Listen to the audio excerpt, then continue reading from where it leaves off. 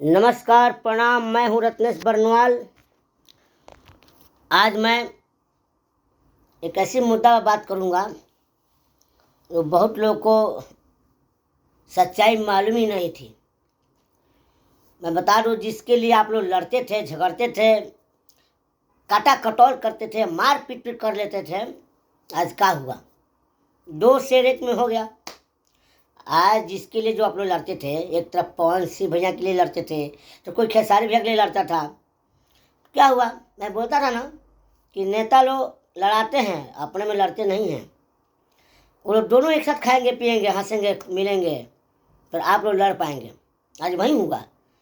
जिसके लिए आप लोग लड़ते थे, जिसके लिए आप लोग बेचैन थे, आज दोनों एक हो गए ना जी। वो थोड़े अलग होंगे, कभी नहीं अलग होंगे, क्योंकि उनको एक साथ काम करना है, एक साथ रहना है। एक ही मिट्टी से हैं, एक ही इंडस्ट्री से हैं, खेसारी भैया हों या पवन भैया हों। इसीलिए बोला जाता है कि कभी भी किसी के बीच में इतना ना चमचाई कर दो, इतना ना घुस जाओ कि कल वही लोग आपको पूछना बंद कर दें। आज वही हुआ। जो लोग लड़ रहे थे, क्या मिला? खेसारी भैया पवन सिंह मिल गए, कितना इंडस्ट्रीज खुश हो गए। हमारे सारे भोजपुरी इंडस्ट्रीज के लोग सब खुश हो गए कि भाई 2 लोग मिल गए। 2 लोग मिलने से जानते क्या होगा?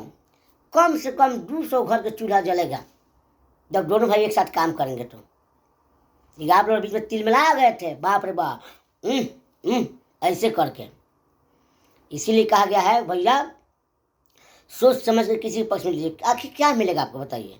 और देखोगे, आप फिर लड़ते थे, आप लोग झगड़ लेते थे, मारपीट कर लेते थे, गाली गलौज कर लेते थे, उससे लोग क्या बोलेगा? आपको खराब बोलेगा ना जी। लेकिन हमारा कहे मतलब जो फिल्मी लोग होई, जो भोजपुरी से जुड़ल हुई, वो थोड़े लड़ाई करी, कब ना करी।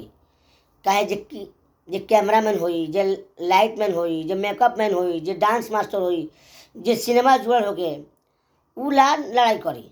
वो जान तक मिली में रहन, तब काम मिली, तब खर्चा मिली, तब रोटी मिली। लड़ाई वो लोग करला जरा कोनो मतलब नहीं है। तो का फायदा लड़ाई कैला से? झूठ मूठ के हवाई लूटे के। अरे हवाई लुटाही के बाद अच्छा काम करी का?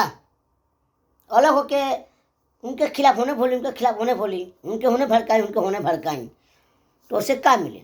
तो बेचारा बालो कौन कौन लोग नाम तो हम नहीं जाना। तू लोग फिल्म जान के तो हल होना कि हम नाम जानता नहीं। इनको कोई देखे नहीं टीविया मोबाइल में, तो कहीं बताव बिना गाने के लड़ाई करता लोग, बिना कामे के झगड़ा करता।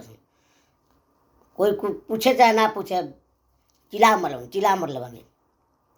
जैसे कहला भैया, सोच समझ के केहू के साथ कदम उठावे चाहिए। का पता था सटवा कलनार है, तब का भाव पड़ल उहे बनल जी। जरा साथ तू अपन समझ ल, उहे तारा छोड़ के चल गई। जा, अब कहाँ जेब, कहाँ जेब?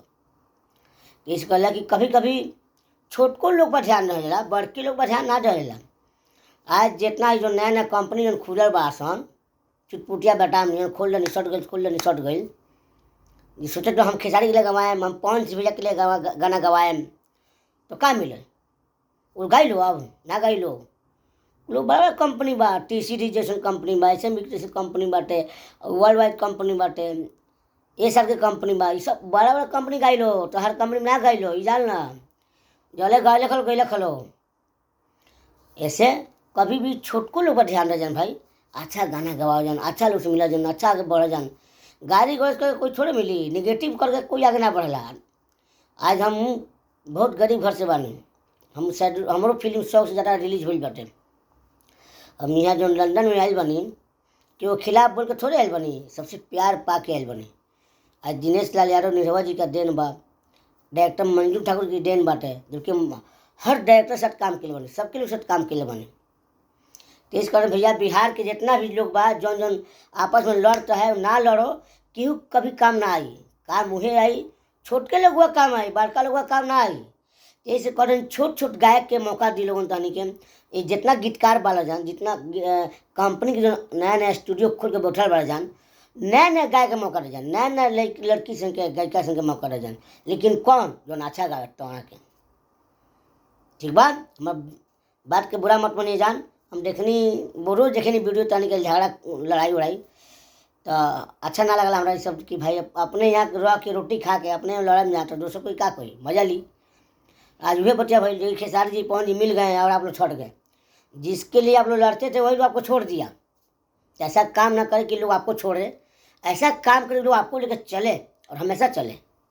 तो थैंक यू। हमारा ये मेन मकसद है कहे के कि अपने यूट्यूब चैनल के माध्यम से कि हमारी बात के अच्छा लगे तो कमेंट करम लोगिन, बाकी आप लोग खुदे अच्छा बानी लोगिन, हम का कह सकता नहीं, हमारा जो अच्छा लगा तो कहनी है। Thank you.